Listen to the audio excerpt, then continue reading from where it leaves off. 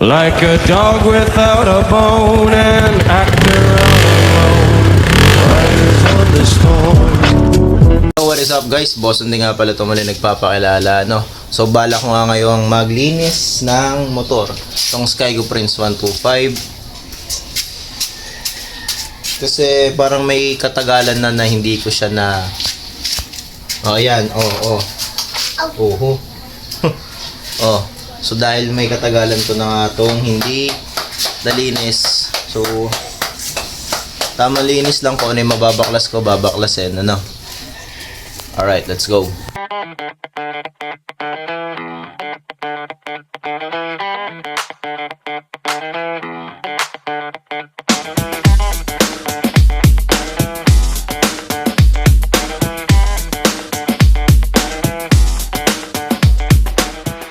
So yun guys, eto na ngayon.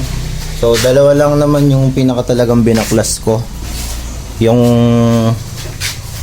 tangke at yung upuan. Tapos tinanggal ko na rin muna yung air cushion. Tapos ayan, medyo maalikabok lang talaga dito. Ito kasi yung pinakabihirang malinis at hindi ko nasusundutan ng linis. Tapos last na linis ko dito yung pinunas-punasan ko lang to. Mapapansin nyo nga nilagyan ko yan ng towel sa loob. Bale, ito yung airbox ko. Nandyan din yung air filter syempre. Last time kasi na naglinis ako, na binugaan ko dito ng tubig, pinasukan ng tubig yung karburador ko. Tapos so syempre nag-i-start yung makina pero hindi umaandar. Pag sinilinyador ko, umahagok. Ganon. Siguro sa video tsaka malayo yung kuha, hindi ganong halata yung alikabok. Pero hindi siya yung kasing dami nung dumi or pinong alikabok tulad nung pinalinis ko yung Honda Beat. Na ultimo talaga nagbabrown yung loob niya nung tinanggal yung mga play rings tsaka yung seat. Eto hindi gano. Pero alam mong marumi siya. Sa tapalodo ko yan, may mga kalawang na rin. Sooner or later.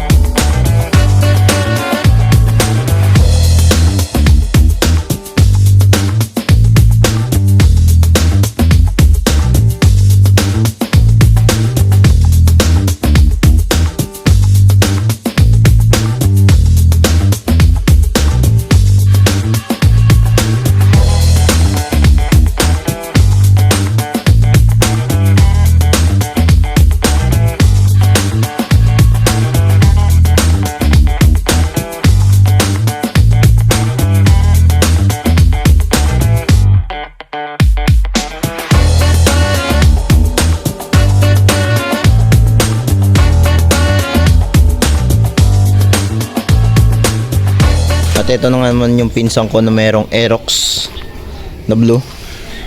Aerox B5. Ayan daw, Aerox B5. At sa ngayon, naglalagay siya ng radiator cover. Parang yan yung dala mo kanina. Oo, pre. Kala ko pinakabit mo. Hindi, ako na magkakabit. Ano pinagawa mo? Yung tawag dito. Ito, na kasi. Pudpod. Nakaputulan sa loob.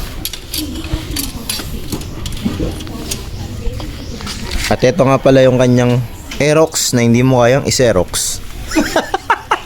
Vlogger naman. At eto na nga yung nangyari. So na-sprayan ko na, nabugaan ko na, nakakuskusan ko na rin.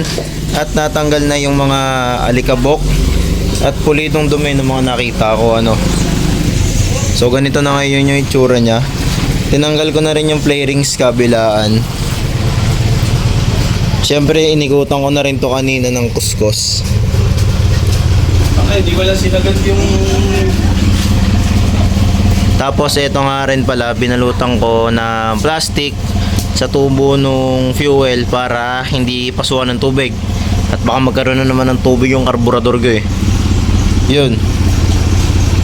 So patutuyin ko muna, pupunasan. Yeah.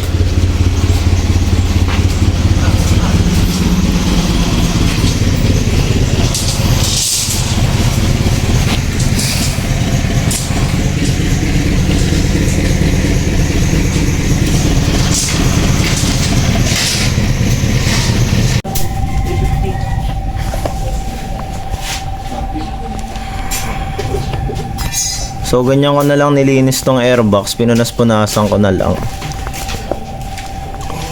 Para hindi na nga pasukin ng tubig yung karburador. Para hindi na rin mangyari yung tulad sa akin last time na humahagok. Ito naman yung final look nung bar end balancer na binili ko at pinakabit ko nga sa shop. So kabilaan yan, pati yung pinakaloob niya pinalagay ko na rin syempre. Pero pwede rin ito lang, yung pinaka bar end mismo, no? So yan, ganyan yung itsura niya. Bumagay naman dun sa manibela kasi stainless. Unfortunately dun sa shop na pinagbilhan ko na ito, walang ibang kulay, stainless lang talaga. So bawat isa nga pala na ito, kung di ako nagkakamali ay pagkakatanda ko 700 grams yata. So yeah. At kaya ako nga din naman ginamitan ng sabon, tubig, syempre, tsaka brush. Ayan o, tulad sa mga ganyan. Medyo naglulupa na kasi siya. So syempre gusto ko naman ulit makita yung totoong kulay nito sa loob, ano. So ayan, nawala yung mga ibang alikabok. Meron lang talaga ako mga hindi abot minsan eh. Pero yung mga una kong nakita, malinis. Siyempre satisfying, sarili mo to eh, 'di ba? Tapos yan yung iba. Yung iba kasing wiring naman nito masikip. Ayoko naman hatak-hatakin pa. Baka hindi ko naman maibalik.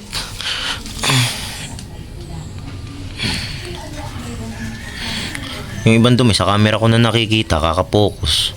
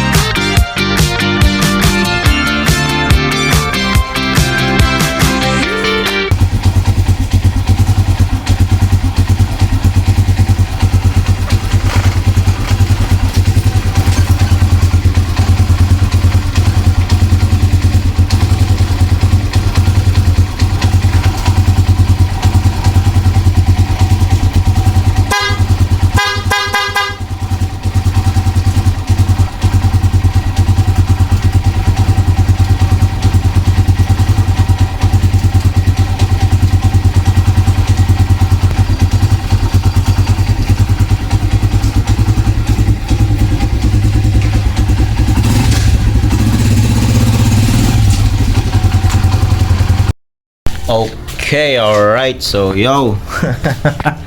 So, okay yung paglinis ko, pagbaklas. At hindi pinasukan ng tubig, yung air filter. Ganun din yung carburetor. Kasi napa-under ko siya ng maayos, diba? Tinesting ko pa nga ulit. Para hindi ko na maulit yung pagkakamali ko dati.